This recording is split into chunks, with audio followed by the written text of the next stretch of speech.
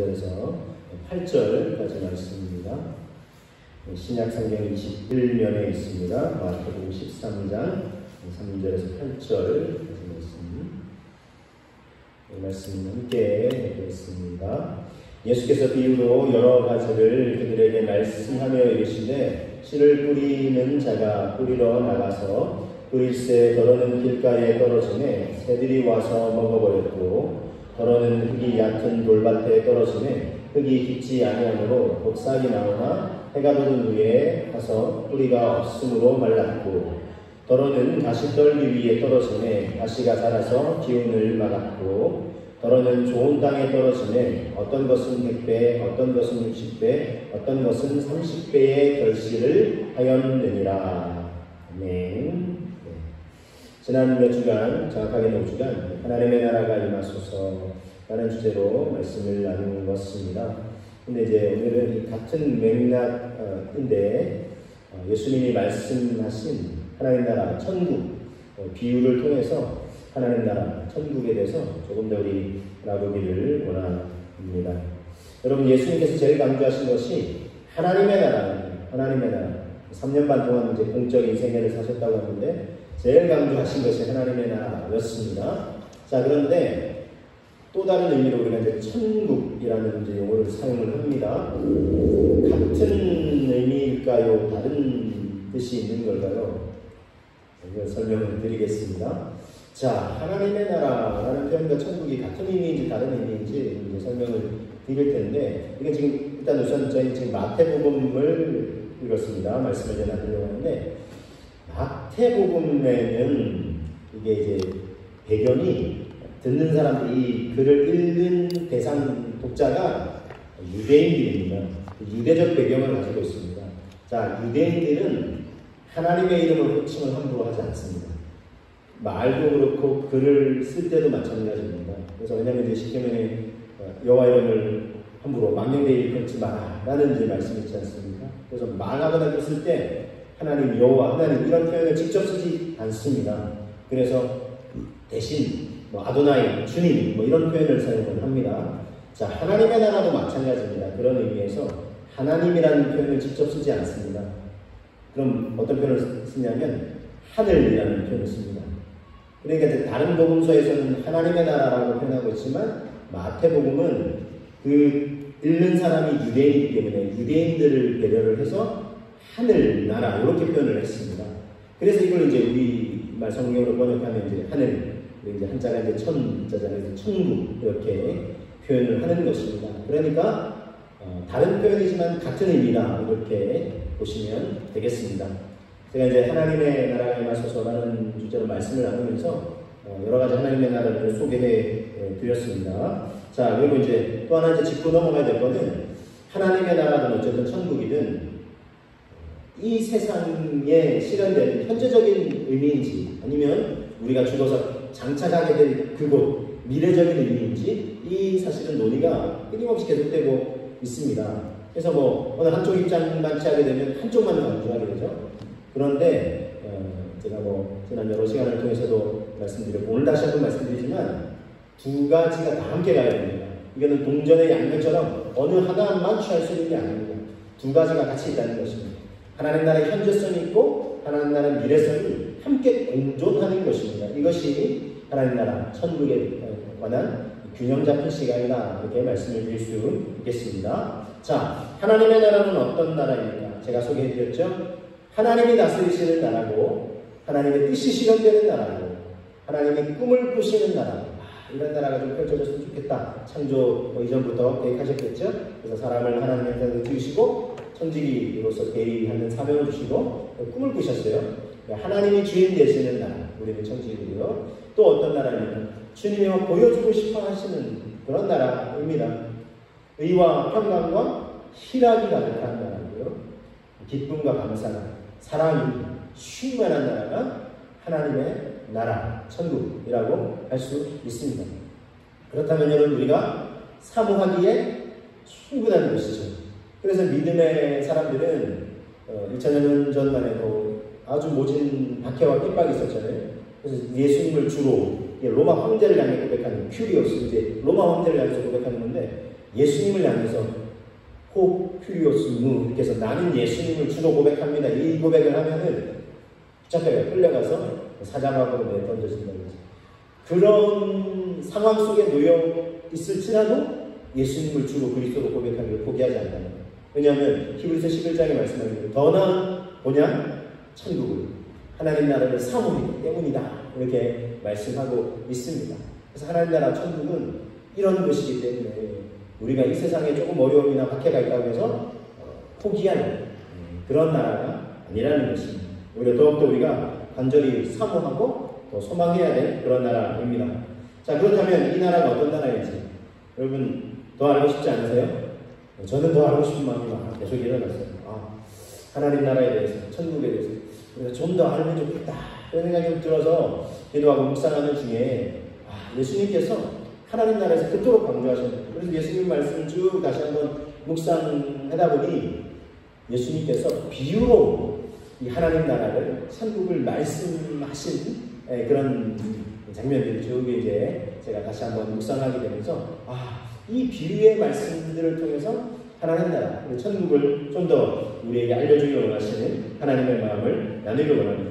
그래서 오늘 이제 처음 시간인데 비유로 이 천국에 관한 비유를 이제 말씀하신 것 중에 특별히 마태복음 13장에 쭉 여러 비유를 말씀하셨어요.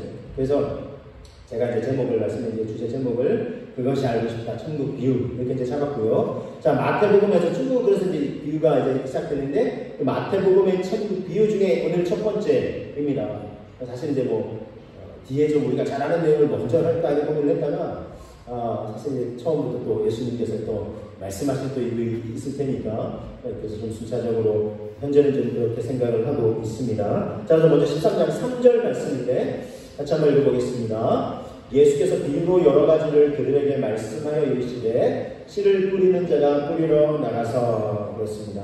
자, 씨를 뿌리는 자가 뿌리러 나갔어요. 자, 그리고는 이제 우리가 좀 이렇게 아시는 대로 다양한 밭이 있었습니다.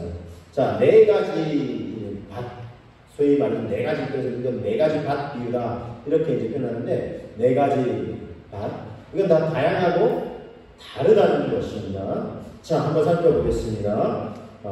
13장 4절에는 보니까 뿌리째 더러는 길가에 떨어졌다 그랬어요. 그래서 새들이 와서 먹어버렸고 5절 6절에는 흙이 얕은 돌밭에 뿌려졌다 그랬습니다. 자, 그리고 또 7절에는 가시떨기 위에 떨어졌다 이렇게 이제 표현하고 있고 8절에는 더러는 좋은 땅에 떨어졌다 이렇게 이제 표현을 하고 있습니다. 설명을 비유를 들고 있습니다. 네 가지가 등장하죠. 길가, 그리고 흙이 얕은 돌밭, 가시떨기, 좋은 땅. 물론 사실 이게 다 밭은 아닌데 정확한 의미에서는 구체적으로 하면 밭은 아니지만 이걸 다 마음밭으로 이렇게 표현을 합니다. 소위. 그래서 우리가 이제 많이 널리 익혀진 표현으로는 널리 사용되는 표현으로는 네 가지 밭 비유다 이렇게 이제 이 비유가 이제 표현되기도 합니다.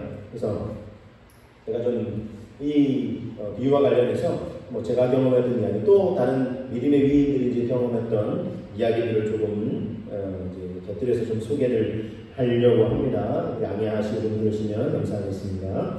제가 한국에서 이제 청년부를 섬길 때 수련회를 진행을 했습니다. 그 중에 이제 저녁 집회를 하잖아요. 그래서 강사분이 아주 말씀을 이제 열정적으로 이제 전하셨어요. 그래서 많은 청년들이 이제 도전을 받고 이제 기도하는 시간에 정말 간절히 어떤 청년은 막 무릎 꿇고 눈물을 쏟으면서 기도하기도 하고 그래서 참 전체적인 분위기가 참 좋았습니다. 많은 다들 은혜도 받고 하나님께 간절히 기도하는 시간을 갖고 이렇게 했는데 나중에 이제 임원들은 다 이제 모여서 정리를 하잖아요. 근데 한 임원이 굉장히 막 흥분해가지고 막 씩씩거리는 거예요. 막 씩씩거리는 거예요. 그래서 왜 그러냐. 그래서 이제 물어봤어요. 왜 그러냐고. 같이 그 평가도 하고 해야 되니까. 왜 그러냐고 하니까 이 임원이 이제 이렇게 얘기하는 거예요. 아니, 왜 그 예화를 드신 것 중에 하나가 조용기 목사님한테 있어요. 근데 하고 많은 사람들 중에 왜 조용기 목사님 예를 들거든요. 이 청년은 조용기 목사를 마음에 들어 하잖아요. 이게 호불호가 있잖아요. 그렇죠? 그래서 이제 목사님이 예를 드신 게 기도하면 하나님께서 우리 기도를 들으시고 놀랍게 응답하신다 이 예를 들면서 조용기 목사님이 여의도 순복음교회가 처음부터 이렇게 이제 큰 교회가 아니었잖아요. 그래서 작은 이제 천막에서 이제 시작하고 이제 막 강단으로 그 밑에 이제 발을 딛고 서는 그런 단도 없어가지고 뭐 사과 객자고 놓고 그 위에 올라서 있다 뭐 그런 얘기도 있고 뭐였습니다. 그래서 그런데 한 번은 엄청나게 이제 비가 쏟아져가지고 요즘 막 비가 막 왔다 갔다 하고 그러는데 근데 막 엄청나게 비가 쏟아졌잖아요. 그래가지고 천막이 다 떠내려가고 이 강단도 다 떠내려가고 근데 막 그거 막 붙잡고 엉엉 울면서 하나님 주의 나는 이렇게 물에 휩쓸려가서 되겠네. 이렇게 그래도 천막이지만 예배드리는 주의 처소가 이렇게 휩쓸려가도 되겠네. 하면서 정말 하나님 앞에 도와달라고 성전을 지켜달라고 하면서 이왕이면 큰 성전을 지켜달라고 이렇게 이제 기도하면서 간절히 기도했다는 거예요. 그 이제 장로 되시는 이제 최자실 권사님이 이제 뭐 우리가 잘 아는 이제 뭐 최자실 금식 뭐 기도원 강단 금식원 이렇게 또 운영하시고 하고 그런 분이 기도의 용사세요. 그래서 이제 뭐 장모님은 또 이제 조영기 목사님 기도를 많이 하시는 분이시고 이렇게 기도해서 하나님께서 그렇게 세워주셨다. 뭐 이런 예를 들었어요. 사실 뭐 앞서 말씀드렸지만 호불호가 좀 있습니다. 그리고 좀 무조건 뭐 성장 일변도 뭐 이런 쪽으로 뭐 초점을 맞춘다면 사실 좀 조금 이렇게 그렇게 비판을 받아도 되는 면이 있습니다. 그렇지만 이제 그 목사님은 이제 전체적인 맥락이 이제 그런 맥락이 아니었고 어쨌든 뭐 우리가 어려움에 처해도 기도하면 하나님 들으시고 도와주신다고 하면서 예를 잠깐 이제 그분에 관해서 드셨어요. 다른 좋은 예도 많이 드시고 말씀이 참 풍성했는데 그거 하나가 딱 이제 그 이번을 마음에 들었더라고요. 그러면서 막 흥분해서 얘기를 하던데요. 제가 충분히 이해한다, 공감한다고 하고 그렇지만 전체적으로 봤을 때 또 말씀도 그런 맥락이 아니었고 또 사실 청년들이 좀 은혜 받고 도전받지 않았냐 이렇게 했더니 여전히 자기는 막 불만이라는 거예요. 그래서 어쨌든 이제 그 수련을 다 끝나면서 이제 평가를 했거든요. 설문도 다 체크하고 이제 했습니다. 그거를 이제 그러면 우리가 종합해서 한번 보자. 다른 사람들은 좀 어땠는지 한번 보자. 이렇게 해서 쭉 이제 뭐 그 청년이 특별히 이걸 이제 살펴봤죠. 다른 인물들하고 같이 보면서 보니까 말 그대로 거의 대다수는 은혜와 도전을 많이 받은 거예요. 그래서 제가 이제 종합적으로 봤을 때 이렇지 않느냐. 우리 또 임원 형제와 좀 다른 사람이 다를 수 있지만 어쨌든 다수가 이렇게 은혜 받은 부분들도 좀 생각해 봐야 되지 않겠냐 했더니 이 청년이 좀 그때부터 조금 이제 생각이 조금 이제 폭이 좀 넓어지는 것 같아요. 자기도 이제 그런 걸 하고 그 다음에 자기가 뭐 하나를 생각하거나 판단을 할 때 또 말을 할 때 굉장히 좀 신중해지는 것을 보았습니다. 어쨌든 이렇게 사람마다 다 다를 수가 있다는 것입니다. 마음밭의 상태도 다를 수도 있고 또 어떤 레벨의 수준이 또 다를 수도 있고 다 다를 수가 있습니다. 이게 또 이제 뭐 어떤 면에서는 조금 틀린 게 아니라 싶을 수도 있지만 꼭 틀렸다기보다 다르다 이런 생각들을 우리가 좀 하시면 좋지 않을까 싶습니다. 물론 이제 우리가 더 한 단계 한 단계 더 이렇게 나아지는 모습으로 발전돼야 되는 그런 모습으로 우리가 또 이렇게 나아가야 되는 그런 면도 없지 않아 있을 것입니다. 저는 또 한 번 이런 경험도 있습니다. 제가 이렇게 섬기던 청년부 규모가 점점 커져서 처음에는 한 100여 명 정도 이제 됐었는데 나중에는 한 200여 명, 나중에는 한 300여 명이 함께 모여서 예배하는 섬기는 이제 공동체로 성장을 공유하게 됐는데 처음에 이제 저 혼자였어요. 목자가 저 혼자였는데 청년들이 이제 계속 늘어나니까 제가 이제 교회 담임 목사님께 요청을 해서 이거는 혼자 감당할 수 있는 일이 아닙니다. 협력사역자가 반드시 필요합니다.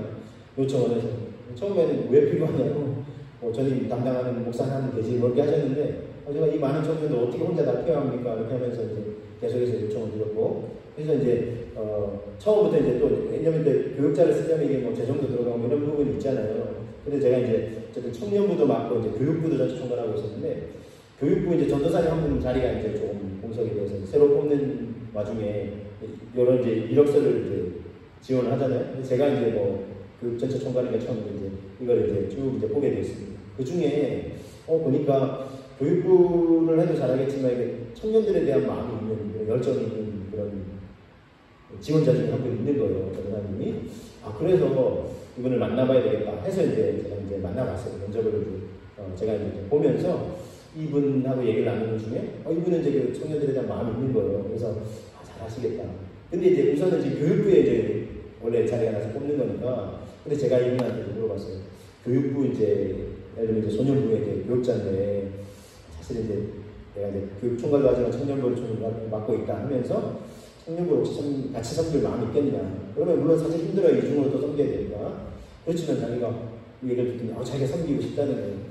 그러니까 이제 일단 교육부를 뽑는 TO에 이제 뽑는 건데 재정은 그쪽에서 들어가는 건데 이제 어쨌든 청년부에 본인이 시간을 더 내서 섬기겠다고 하니까 감사하죠. 그렇게 이제 섬기게 됐어요.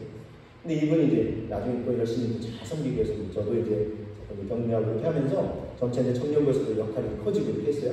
그러면서 나중에는 이분이 이제 그냥 파트로 섬기는 교육전도사에다가 이제 전임 사역자도 되고 이렇게 해서 저도 이제 계속 목사님이나 담임 목사님의 교회 추천을 해서 그렇게 됐어요. 그렇게 되고 심지어는 이제 나중에 제가 이제 이렇게 그 교회는 부교육자가 7년을 딱 섬길 수 있습니다. 제가 7년을 꽉 채우고 이제 사역을 하게 되는데 저 다음 섬길 청년부 섬길 사람으로 사실은 담임 목사님이 좀 매캐하지 않으셨는데 그 분을 저는 제가 이제 그분을 사실 이제 추천하기까지 했어요.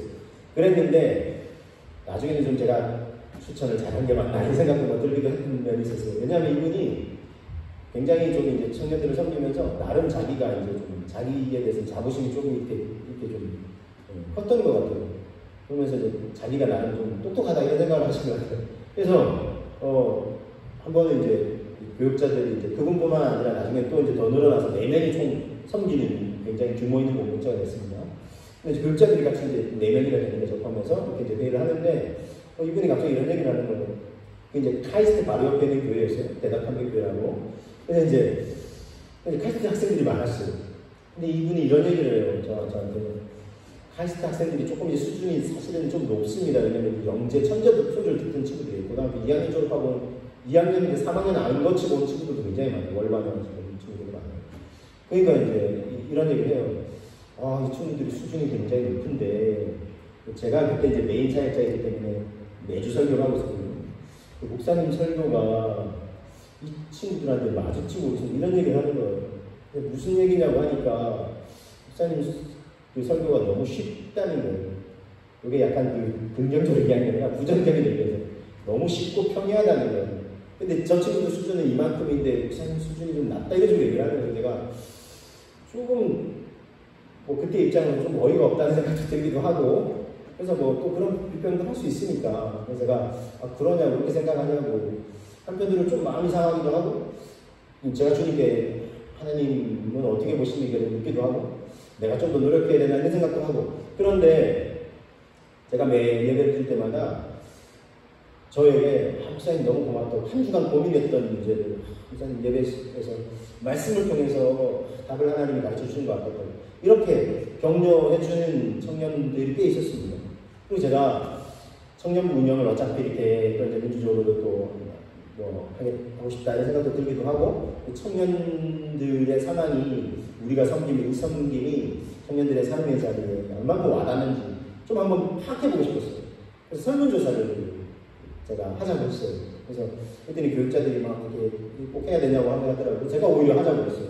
그래서 설문조사에는 예배나 또 재정연이나 양육이나 이런 모든 걸 다 아우르는 그러면서 조금 민감할 수도 있는데 설교까지 넣자고 했어요.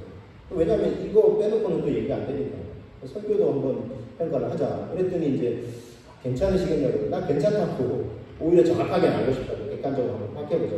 그렇게 해서 제가 일부러 설문 항목을 넣자고 했어요. 그리고는 나 설문을 받았습니다. 딱 이렇게 평가를 해보니까 종합해보니까 다수의 청년들이 물론 무기명으로 쓰게 했어요. 그 설교를 통해서 은혜를 받고 있고 또 어떤 귀한 하나님의 말씀으로 이렇게 받아들이고 있는 것이 이렇게 그렇게 표현을 한 청년들이 많았어요. 물론 무기명이지만 그래도 제가 볼 테니까 저를 생각해서 그런 거를 쓴 사람도 있을지 모르겠지만 그러나 다수가 또 그렇게 또 하지는 않지 않습니까? 그런데 아까도 말씀드렸지만 말로도 저에게 또 격려하는 그런 청년들도 있어요. 그래서 그 일로 그 전도사님은 자신의 생각과 다를 수가 있다는 걸 알게 됐어요. 심지어 그분이 이제 제가 이제 점점 사역할 때쯤 돼서 그분이 이제 설교할 기회가 좀 있어지고 많아졌는데 그분이 설교를 했어요. 저 설교에 대해서는 너무 수준 낮다고 평가를 하고 자기는 이제 똑똑하니까 청년들한테 어필이 될 거라고 이렇게 했었어요. 그랬는데 그분의 설교 후에 피드백이 너무 어렵다고. 너무 어렵다고. 무슨 말인지 모르겠다고. 이런 얘기하는 사람들이 많았어요. 제가 그분을 평가절하려고 하는 게 아니라 실제 스토리. 그래서 이분이 그래서 섬기다가 나중에는 이제 뭐 교구로 이제 사역도 이제 뭐 바뀌게 될 뻔도 하고, 그리고는 뭐 희한하게 이분이 뭐 뜻하는 바가 있다고 하면서 자기가 이제 사역을 했는데 나중에 다시 원래 그런 경우가 없는데 다시금 복귀를 한 뭐 그 교회에서도 처음 있는 그런 경우가 있었어요. 담임 목사님이 뭐 이분을 좀 괜찮게 또 나중에는 받는지 그걸 다시 복귀시켰는데 복귀시켜서 청년부를 맡기려고 했는데 청년부 사역자와 청년들이 반대를 했어요. 이분이 너무 사실은 좀 어렵다 이렇게 얘기를 했어요. 그래서 제가 이렇게 이분을 말씀드리는 건 그걸 평가하려고 하는 것이 아니라 그분이 자기도 나중에는 깨닫게 되는 거예요. 아, 자기가 우리 잘못했다고 사역자들한테 오히려 사과도 하고 이렇게 했습니다. 저한테도 마찬가지로. 그런 차원에서 말씀드리는 거고, 이건 절대로 제가 그분이 틀렸다 이런 차원에서 말씀드리는 게 아님을 좀 양해를 드리겠습니다. 여러분, 네 가지 밭의 비유를 통해서 알게 되는 것은 밭은 다양하고 다 다르다는 것입니다. 설교를 하거나 어떤 말이나 일을 하는 사람이 알아야 될 것은 이걸 알아야 돼요. 내가 하는 말이나 일이 모든 사람을 다 만족시키지 못한다는 거예요. 저도 그걸 깨달아요. 제가 하는 말이나 설교가 모든 사람을 다 동시에 만족시킬 수 없다. 제가 똑같은 공간에서 똑같은 설교를 하지만 반응이 다 틀려요. 자, 그래서 그런 부분에서 자유하려고 하지만 어떤 때는 또 쉽지 않을 때도 있어요. 여러분, 자, 전임 사역했던 교회 담임 목사님도 이런 얘기를 하셨어요. 이분의 설교도 교육자들이나 어떤 외부에서 조금 이제 뭐 성경 공부했다 이런 사람들이 좀 들으면 너무 쉬운 거 아니야 이렇게 평을 듣는 거예요. 근데 이분이 저희 교육자들한테 이런 얘기를 하셨어요. 설교에 관해서 성도들이 1에서 10까지 있다고 하면 다 다르다고. 그 교회 한 2,000여 명 모이는 교회거든요. 다 다르다고 얘기하셨어요. 그러면서 자, 그러면은 다 다른데 어디에 맞출 거냐 제가 얘기했어요. 어디에 맞출 1부터 10까지 있으면 어디에 맞출 거냐. 9나 10에 맞추면 되겠냐고 딱 물으시고요. 저희도 곰곰이 생각해봤어요. 만약에 9나 10에 맞추면 어떻게 될까요? 밑에 있는 사람들은 못 알아들어요. 그렇겠죠. 그래서 이분이 딱 생각했어요. 그럼 어디에 맞춰야 될까? 저희는 한 5나 6에로 맞추면 되겠죠. 아니요. 한국사님은 3이나 4에 맞추면 돼요. 그러면 누구나 알아듣기 쉽게, 물론 1, 2단계 사람은 조금 어렵네 하지만 조금 더 노력하면 알 수 있고, 위에 있는 사람들 너무 쉬운 거 아니야 하지만, 그러나 쉽게 그렇게 말씀을 전할 때에 사람들이 더 많은 사람들이 그걸 알아들을 수 있다는 거예요. 저한테도 귀한 깨달음이 됐어요. 여러분, 예수님도 비유로 말씀하셨잖아요. 알아듣기 쉬운 비유로 말씀하셨어요. 그래서 그때부터 저도 굳이 어려운 막 철학적인 막 이런 내용의 설교가 아니라 쉽게 설교할 수 있도록 훈련을 해야 되겠다. 이렇게 제가 이렇게 마음을 먹었습니다. 그래서 여러분, 저는 어떤 분들은 제 설교를 목사님 너무 쉽고 듣기 쉽게 말씀해 주셔서 감사하다고 그렇게 얘기하는 분도 있습니다. 물론 조금 더 이렇게 해주셨으면 좋겠습니다라는 분도 있습니다. 저도 물론 다 만족시킬 수가 없다는 걸 알고 있고 최선을 다하고 있습니다. 좀 좋은 비평도 해주시고 격려도 해주시면 감사하겠습니다. 여러분, 말씀을 전하거나 어떤 말이나 일을 하는 사람이 꼭 대세게 될 경우에 모든 사람을 다 만족시킬 수 없어요. 그게 이제 우리가 한 가지 또 지혜로 보시고, 또 반면에 어떤 것을 평가하는 입장에서는 있는 사람은 내 생각이 전체 의견이 아닐 수도 있다라는 생각을 가져야 됩니다. 그래야 섣부른 일반화의 오류를 범하지 않을 수 있습니다. 네 가지 밭처럼 사람들이 다 다양하고 다 다를 수 있다는 것을 인정해야 하겠습니다. 그리고 더 나아가서 이 밭 비유에서 내 마음의 상태는 어떤 상태인지 점검해 봐야 되겠습니다. 그래서 오늘 나는 이 두 번째는 네 가지 밭 중에 내 마음의 상태는 어떠한가 하는 것입니다. 자, 먼저 길가의 마음 상태는 어떻습니까? 길가의 마음 상태는요. 자, 예수님이 이 비유를 이렇게 설명을 했습니다. 친히 풀어서 아무나 이 천국 말씀을 듣고 깨닫지 못할 때는 약한 자가 와서 그 마음에 뿌려진 것을 빼앗나니 이는 곧 길가에 뿌려진 자다 그랬어요. 자, 길가에 뿌려졌다는 것은 약한 자가 와서 그 뿌려진 씨를 빼앗아 간다는 거예요. 예수님 당시에 그리고 이 팔레스타인 지역의 길가는 이 큰 대로가 아닙니다. 밭과 밭 사이의 길입니다. 그런데 사람들은 주로 그 길로 다녀요. 밭과 밭 사이에. 로마가 나중에 통치할 때 아주 큰 대로를 닦았지만 그 전에는 대부분 밭과 밭 사이가 길이었어요. 그 사이를 다녀요. 그러니까 많은 사람들이 왕래를 해요. 그러니까 이 길이 어떻게 될까요? 단단하고 굳어져요. 그래서 씨가 뿌려져도 뚫고 들어갈 수가 없어요.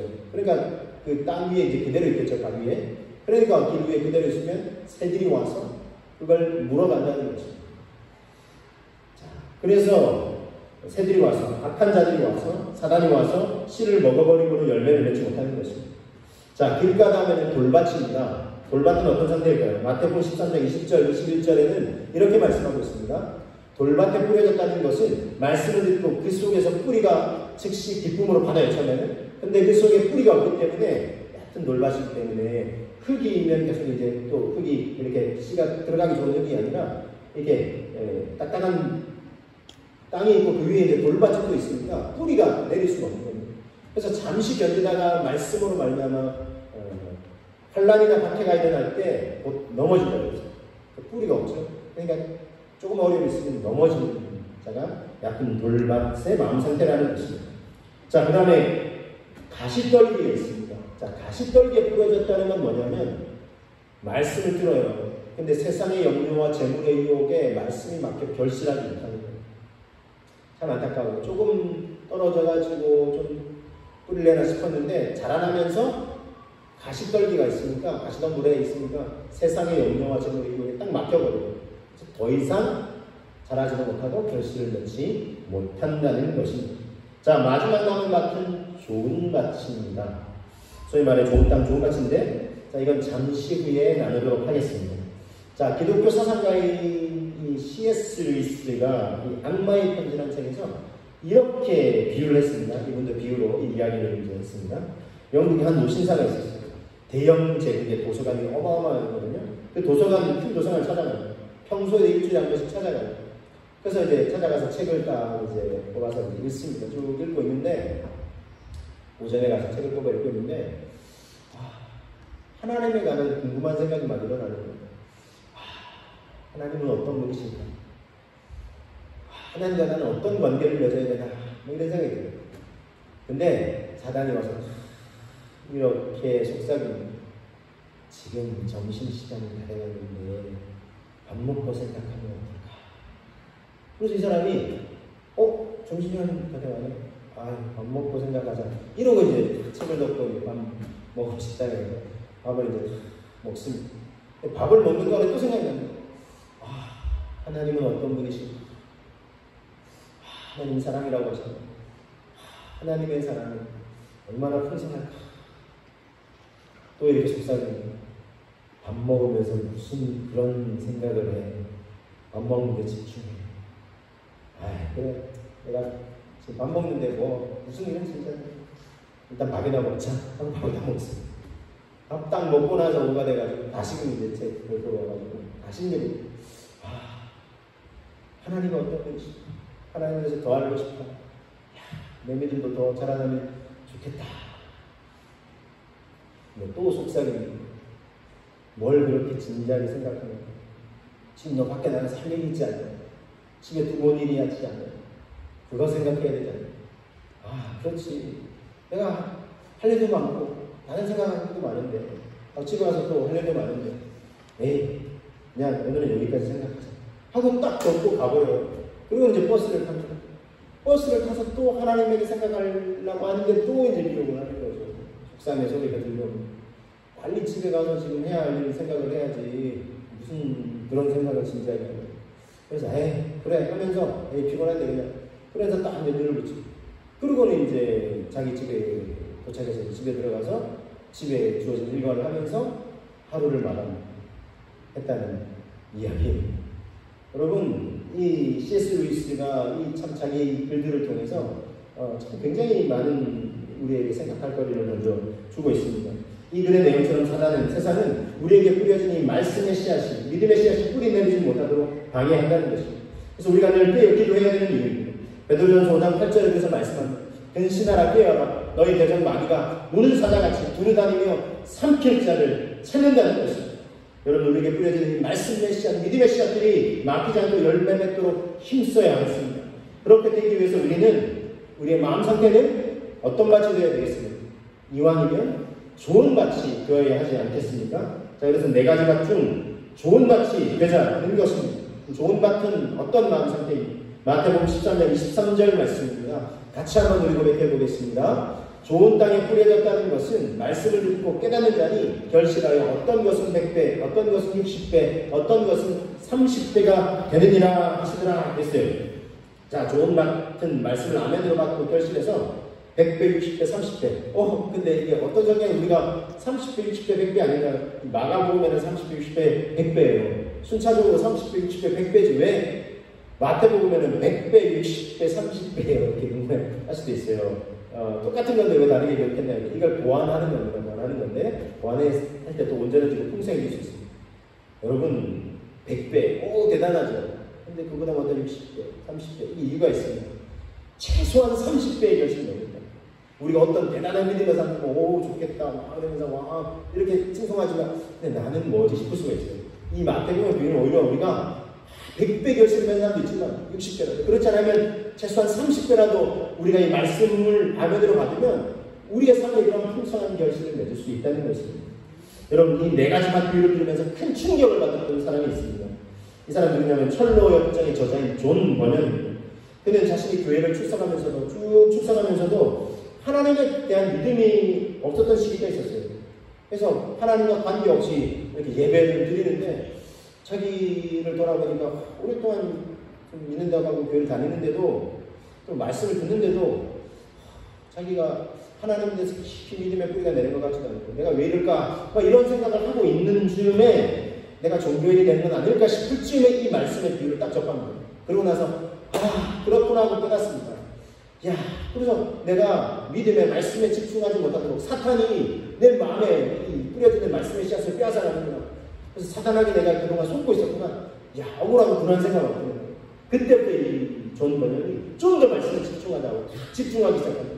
피곤하고 피곤한데 졸리는 게 당연하게 목사님은 왜 이렇게 말씀을 따뜻하게 하실까 막 이런 생각을 했는데 그걸 탁 떨치고 딱 집중하기 시작합니다. 그리고는 막 피곤하고 무릎을 꿇기도 하고 그렇게 하면 말씀에 집중해요. 진지하게 말씀합니다. 아멘을 받기 시작했습니다. 그때부터 자기의 삶이 변화가 되기 시작했습니다. 참된 믿음에 이르게 되고 그 말씀에 대한 깨달음을 통해서 이 사람이 글을 쓰게 됐어요. 말씀을 통해 영감을 받아요. 그래서 수세기를 통해서 수많은 그리스도인들에게 여러분 그냥 막 읽고 넘겨버리고 이런 책이 있지만 고전이 있잖아요. 이거는 두고두고 우리 자녀들이 있고 그 다음에 가보로 불러줘야 되겠다 싶은 이건 기독교고는 성경이 가장 큰 이제 고전이고 이 철로 역정 같은 이런 책들이 바로 그런 책이잖아요. 그래서 수많은 그리스도인들에게 큰 감동을 끼치는 명작 철로 역정을 저술하게 되었고 지금도 수많은 사람들에게 감동을 끼친 말하자면 풍성한 결실을 내는 그런 삶이 되었다는 것입니다. 여러분 사도행전 17장 11절 12절 이 말씀만 끝으로 여러분에게 소개해드리려고 합니다.